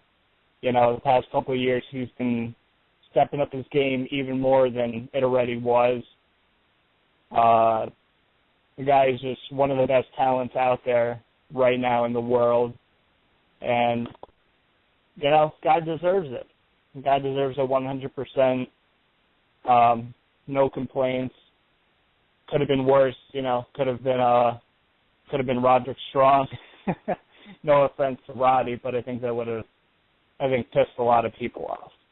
But yeah, you got a lot of heat at Bola, so yeah, and that's good though, because besides the Bucks and Adam Cole, there's really no heels in PWG, so having Roddy as a definitive heel is good. But getting back to Ricochet, guy's been always putting on great matches in PWG. And I'm just looking forward to seeing what they do with him in the future. Is he going to take the title from O'Reilly, or maybe Roderick Strong takes it from O'Reilly and he takes it from Roderick Strong? How are they going to keep booking him? And I'm interested in just seeing what he does anywhere. Because, like I said, the guy has just been on a tear. And, like I said, I think we're all in agreement that, this is definitely one of the most deserving guys out there right now. Yeah, definitely. There's one thing I've got to mention this before I pass on to Matt. That when he won the match, he got attacked by Roderick Strong, of course, and then while Ricochet recovered, the M trophy was broken once again, like every year. He did mention that he gets a title shot. So if it's Little Shitty Boots, mentioned Roderick Strong, or Kyle O'Reilly, or even Brad Maddox over here, whoever the champion is, I'm going after you. So that's funny. They did mention Brad Maddox during his victory speech. But Matt, what's your thoughts on Ricochet winning Bola? I think Tom said it enough. I really think he's a well-deserving guy. I'm so happy AJ Styles didn't win Bola. That's where I'm going to leave that. Yeah, I was actually looking for AJ Styles. Especially being booked in a DQ finish. Fuck him. Against Roddy on night 3, which I can't even remember the last time a DQ finished was in PWG. I can't even remember, and I've been trying to, and I can't. It's had to have been 5+ years. Yeah, definitely. That's not AJ Styles' fault. It's more. I think it is personally. Japan. You know what? I think it's the politics of AJ Styles. It's not just here that it happens. It's happened many of other places where he's had these stupid bullshit finishes. He wouldn't even put Cedric Alexander over clean. I think that speaks volumes. Do you think it's him, or do you think it's New Japan? I 100%. Telling Ring of Honor and telling PWG, okay, you can book this guy, but you can't have him lose clean because he is our world champion. It was before he was world champion, though. He was doing the same shenanigans ever since he's been on the indies. I'm sick of him, personally. I think he's taking away from the product. And if he's going to pull shit like that, especially at the biggest show of the year, Yeah. And I was listening to PW Pondering's PWP Extra on their website, and they were discussing night 3. And, they were saying, what was the point of even booking AJ Styles? What is it? Maybe, AJ Styles was, people, the fans love him, I like AJ Styles. I love him. Going to get into what he does, I'm a fan of his ring work and, the matches he's been putting on, especially after an amazing G1 climax that he had. I love his in-ring work. One of the best in the world. Yeah. But, they were saying, okay, what was the point? You had him beat Brian Myers, with, a Boston Crab, and then lose to Roddy by DQ because he couldn't, lose to Roddy clean. It wouldn't have made a difference if they would have booked, somebody else in AJ Styles' place. Bola would still be, this Bola would have probably been regarded as still an amazing tournament. It still would have been sold out just as much. It still would have had the buzz and the hype. I don't know. I guess I know they wanted to make it, kind of a super indie weekend, with who they were booking. But I don't know. I'm tired of him personally. I think I'm not too concerned with that. I don't know when we're going to see him back in PWG. I'd rather see guys like Matt Sydal back in PWG, as many times as they can get him. Even bring Biff and Gulak back before you bring AJ back. Oh, Biff and Gulak are going to be at the next show for sure. They got to be. It's a must. Drew's already doing shows out here in California on the regular with Championship Wrestling from Hollywood, so I can definitely see him, you know, doing work with PWG and bringing this, because it's like, you know. And I think, like you said, like you guys said, like, when we have the crowd love those too. You know, and when you're over with the PWG crowd, you know, you're probably going to be booked back. Yeah. And another thing, it's like this shit, you know, basically, you know, when they contacted him, it was kind of like, you know, Drew, they contacted Drew, and Drew basically said, bring Death Music along. So it's like, you know, they're like a pair. So, we're, you know what I mean? Yeah. Yeah, definitely. Skips, what's your thoughts of Ricochet winning the whole tournament? Did I call it? I said Trevor Lee or King Ricochet. So those are my dudes. So either one of those guys, I'm happy, you know. And King Ricochet is doing his thing. I'm hoping to see him do some more singles matches in PWG. Maybe head back to New Japan Pro Wrestling. Maybe you know, do some work over there. Capture some titles over there, you know. Just do what he does. Just put on some good matches, you know. Do work. Yeah. Yeah, the guy deserves it. And he's having an awesome 2014. Let's see what happens in the next couple weeks. I know Evolve's coming up. Let's see if he's going to be doing, what he's doing in there. But, yeah, we'll see what happens. And like what Matt just announced earlier, that, you know, he's going to go against Fifth Music for the CCW title, and see what happens when he does there. That's a big deal. Yeah. And, it is. And also, I believe he wrestled Okada, too. Yeah, Okada, that's next month. That's next month, actually. Yeah. God damn. So he's just on like, yeah. It's crazy, man. But, yeah, it is. You know, with a great of a weekend that he had, I don't know about you guys, you know, I haven't seen the DVD. You know, of course, I'm pre-ordering that, and I'm sitting by my my mailbox until that comes. But the MVP of the weekend, I think everybody kind of speculated, was probably Trevor Lee. You know, I heard that he put on some great matches.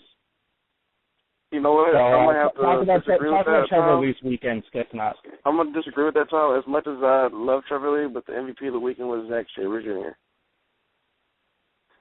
Yeah, I mean, I'm not talking like in-ring work. You know, I heard Zack Sabre Jr. was really over with Reseda, and I'm talking from like a building of what's to come in the future for Trevor Lee.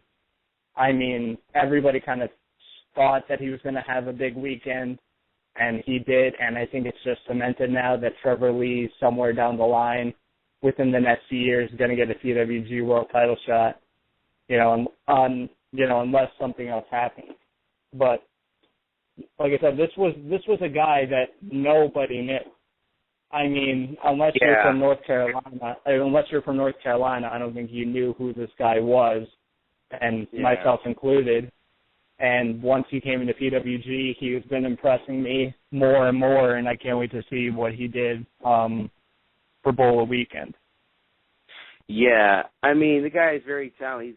He's freaking awesome. I mean, he's only 20 years old. I'm like, Jesus fucking Christ. This guy is plenty of time for something special for him, but hell, if he becomes the PWG champion 1 year, holy shit. But what I feel bad for him is one thing is that at Evolve or where he does work for the World or WWN whatever the Evolve FIP. They put him in fucking dark matches and shady 5-minute matches, and I think he deserves more than that, you know, out there in Evolve, FIP, whatever. But and PWG is killing it out there, and they're treating him well over there. I think he's going to be getting more exposure as the year goes on into 2015. I feel like more bookers are going to start putting him on shows because of the hype that has been going on with PWG. Yeah. And I just want to know who the fuck had the idea to bring him in PWG in the first place? I want to know who had the idea, because, like I said, a lot of people didn't know who the fuck he was until all of a sudden he appears in PWG and bang. Don't forget, he came in with 2 other guys from the North Carolina area. So, I mean, yeah, it was probably Cedric, you know, because maybe PWG wanted to book him, and he's like, well, I got, you know, Andrew Everett and this guy Trevor Lee down. Let's bring them in and we can all debut together. And they're probably like, okay, let's do it. And yeah, because Andrew Everett, I could have seen him in PWG for sure. I was like, hell yeah. But then Trevor Lee, I was like, okay, let's see what this guy got. And all of a sudden, the first night, I was like, holy shit, this guy's pretty good. And I remember that opener of Mystery Vortex 2, that was the best match of the night. That fucking opener was great. And I was happy to see Andrew Everett in person. And, of course, he's injured right now. But I'm pretty sure he'll be back in PWG because that performance he had in that night showed that he will be coming back. So, see what happens with Andrew Everett. I know we're still talking about PWG and Bola, but is there anything else you want to discuss on the weekend area? That weekend, because we basically talked a lot of PWG this past weekend event. So, you guys want to talk anything about the future, or is something that Tom or Matt want to know about? Ring of Honor's coming with a big show, and I believe not Tom, but Matt is going to be there. Yeah, I actually won the chance last night to have lunch with Christopher Daniels and Frankie Kazarian before the show as well. Oh wow! Nice. Yeah, that's something we need to mention on the PWG. The bad influence were there for both nights, and they kill it out there again. You know, they're freaking awesome, and you know when night 2 after they lost that match against the Young Bucks, Christopher Daniels had a mic, and he did say, we are coming back here. So, because, you know, they'd be crowd chanting, please come back, chants going on. And he did acknowledge that we are going to come back. So, I do take his word because I think he will. I don't think he's a bullshitter. So, I'm pretty sure we're going to see some more bad influence in PWG and down the road. And I'm fine with that. I'm sure Skits is fine with it as well. So, they're actually now known as The Addiction. The Addiction. Yeah, you know, it's funny because they actually announced him as that influence. Yep. I don't know. Yeah, they actually released a promo on Ring of Honor today, and I guess they're now being known as The Addiction. Yeah. Interesting. Yeah, and also there were so many fuck TNA chants when they came out, and when AJ comes out, Chris Sabin comes out. Hell, even with TJ Perkins coming out, there were doing a lot of fuck TNA chants. And don't forget, what's his name? The guy that used to work for TNA. Night one.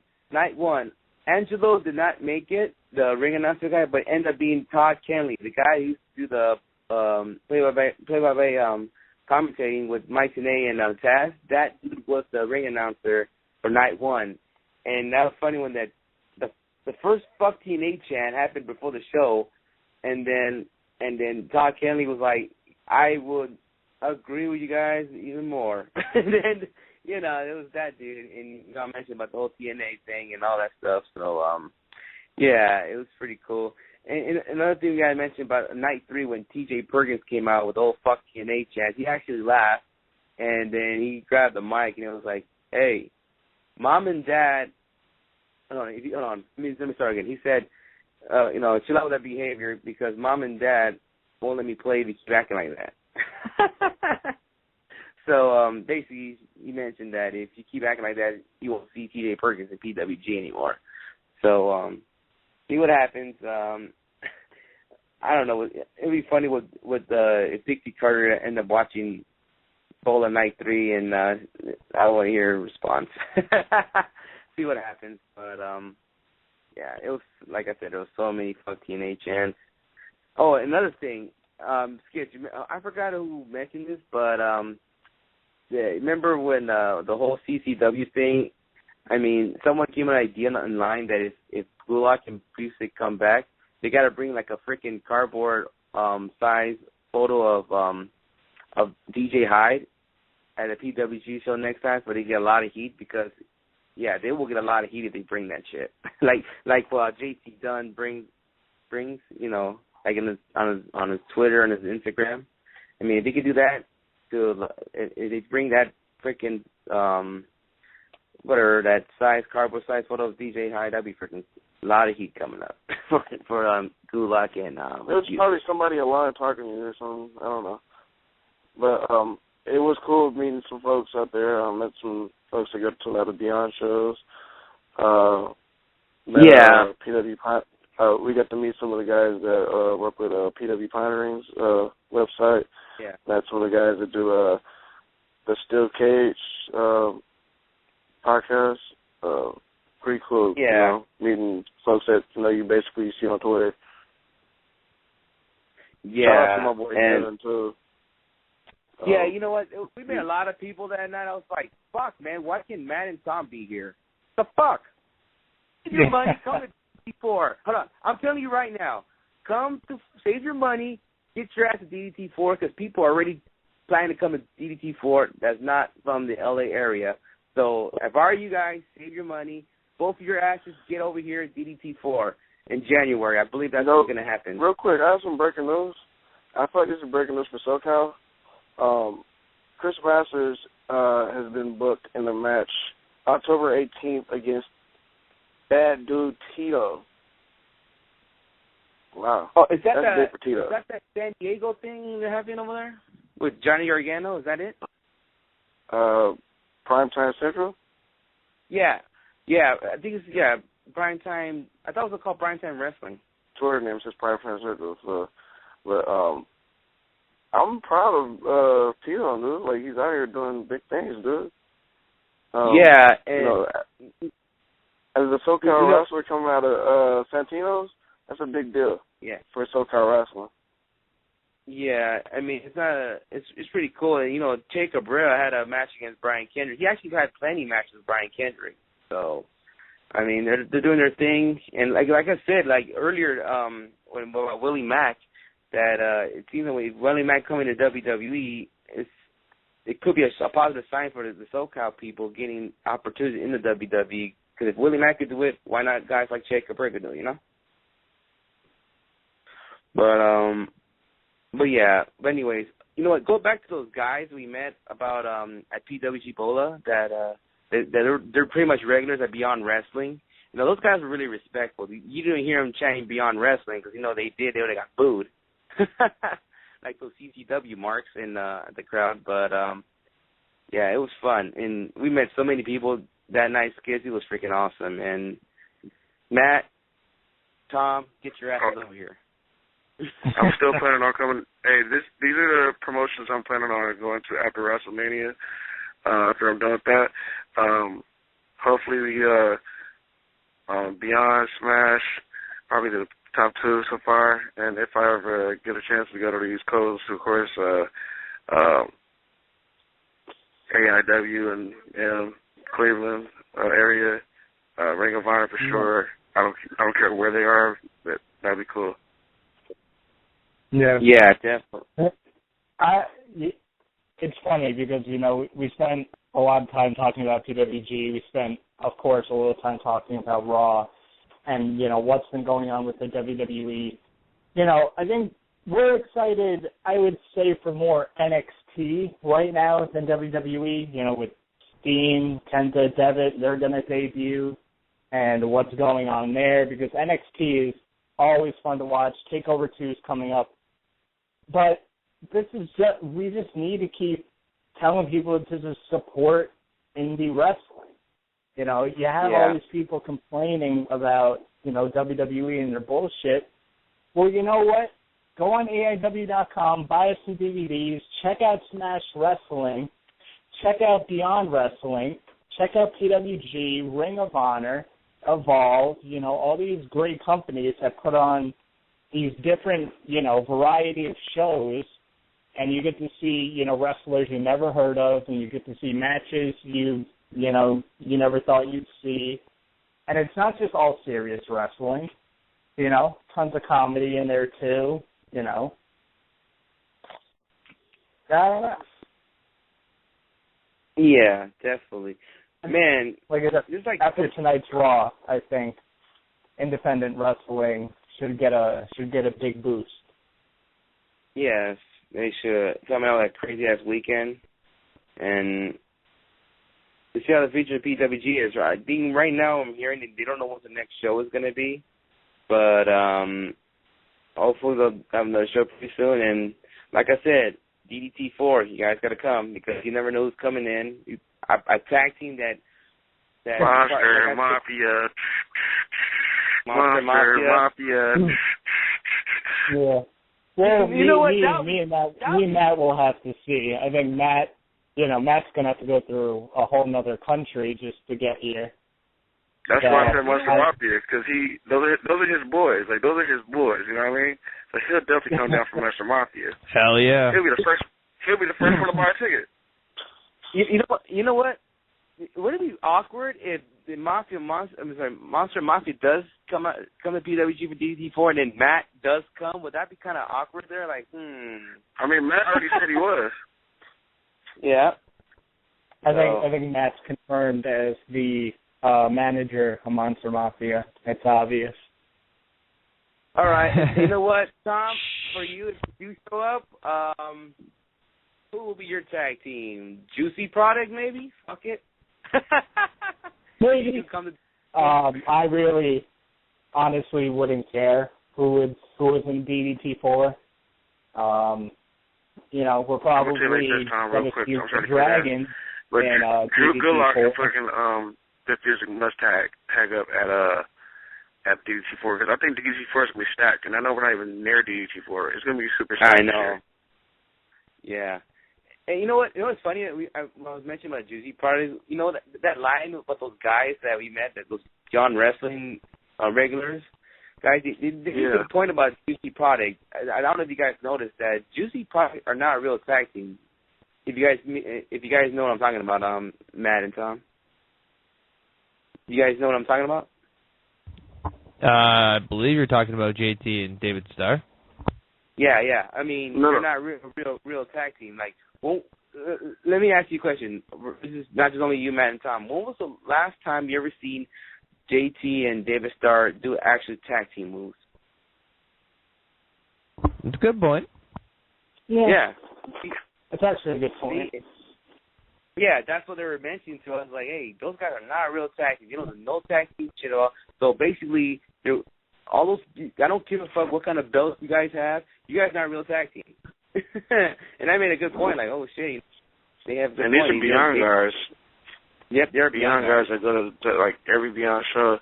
But I'm pretty sure, Juicy Products, they're definitely getting themselves over, so they will probably be booked to DDT4. Bad Influence, of course, the Bucks, Joey and Candace. I'm over here booking the shit already, and Oh, we never mentioned the whole Joey Ryan thing out there in PWG. God, Joey Ryan ain't got no love this whole weekend, not one. Hell no. Hell no. Basically, when Joey and Candace came out, they were cheering for Candace. When Joey was in the ring, we want Candace. And then I guess he did some moves last night, and some people started saying, same old shit. And even though Candace wasn't part of that match, they were chanting, we want Candace. Yeah. He's getting booed. Yeah. Yeah, he's getting booed out there. I mean, put it this way,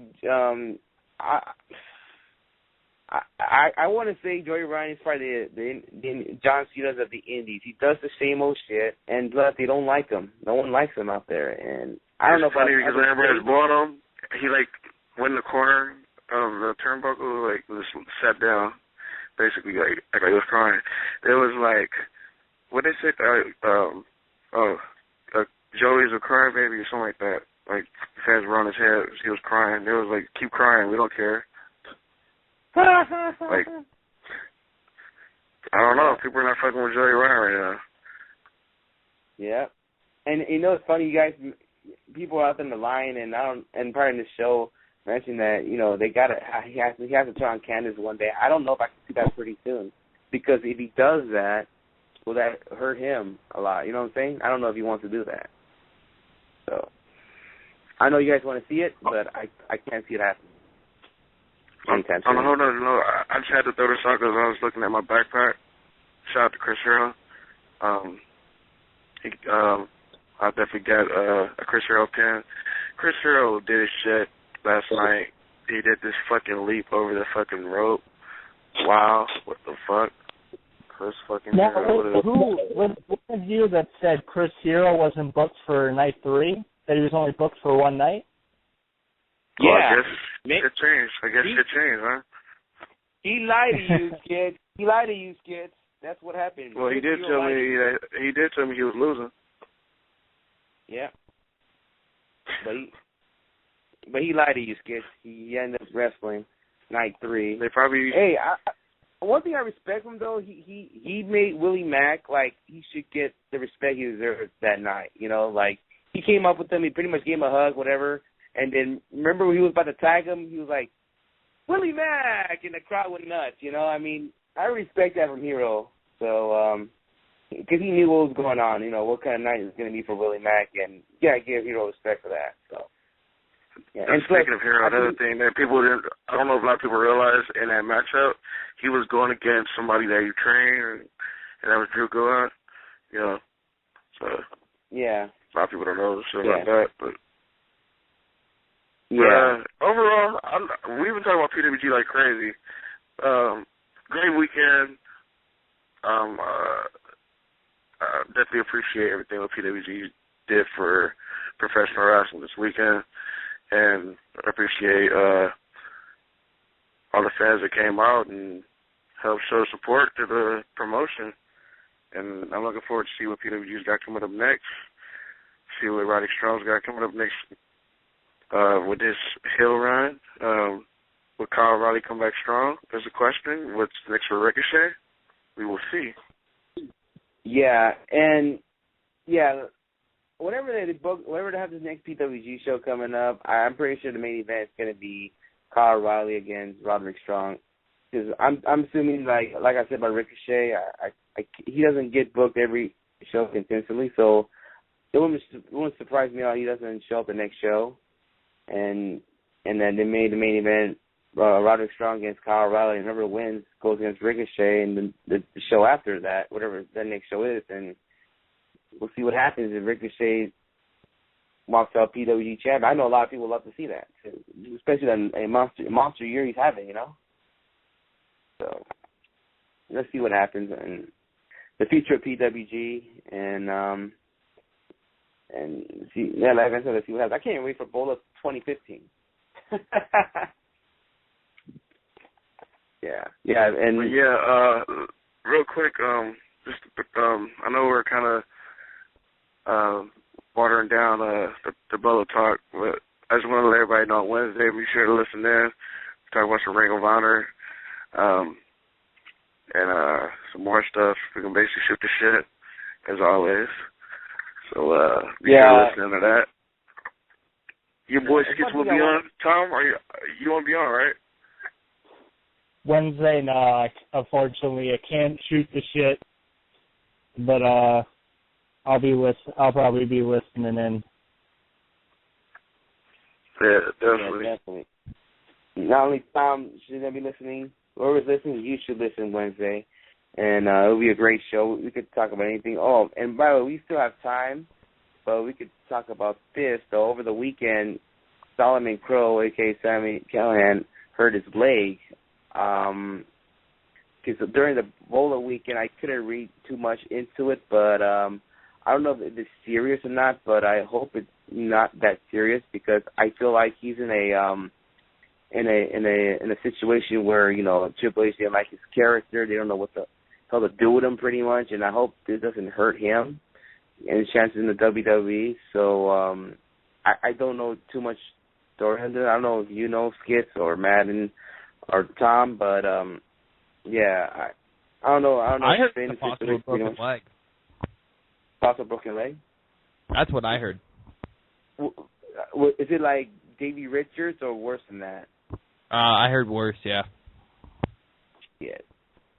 God damn it. like I said, I hope this doesn't hurt him at all. Coming down in the future in WWE, because what? Been year 2 without no Sami Callihan. So yeah, we'll see what happens down the road in Sami Callihan.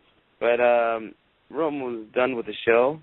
But like I said, all I got to say, Skit the starting 5 should be up Wednesday sometime, maybe Tuesday night. Maybe tonight, shit, if I fuck around and just get bored and just write some shit up. Starting 5, basically my top 5 guys of PWG weekend. So look up that. Shout out to Matt, by the way, for the fucking logo, or for the banner. Hey, anytime, brother. I'll be back with you guys on Wednesday, too, because I definitely want to talk some Ring of Honor, definitely preview that big show I get to attend. Yes, definitely. When is the next indie ranking show or the WVP show? We definitely got to get back on the Weekly Wrestling Podcast again. Hell yeah, man. We got to do it up. Actually, we got Will White and the Soul Shooters tomorrow on the Indie Power Rankings Live, and then we'll have 2 sets of live coverage this weekend. 1 show before Ring of Honor this weekend on Saturday, and then on Sunday we'll have a show actually that features Bret Hart. So hopefully all the best for that.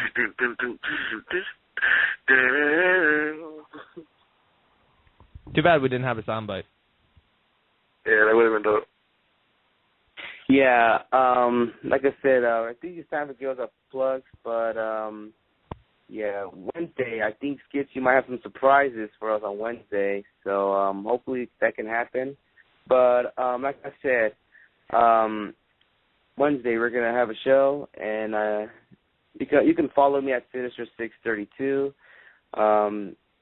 on Twitter, Vine, Instagram. Hopefully this week I can get back during my Classic Match of the Week for our website, WrestlingHeads.com. And, yeah, so Skits, go ahead. Yo, follow Wrestling Heads, please, ladies and gentlemen.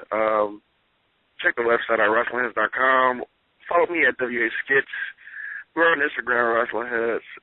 Check out all the nice pictures that we took of all the great professional wrestlers. Also, what else we got?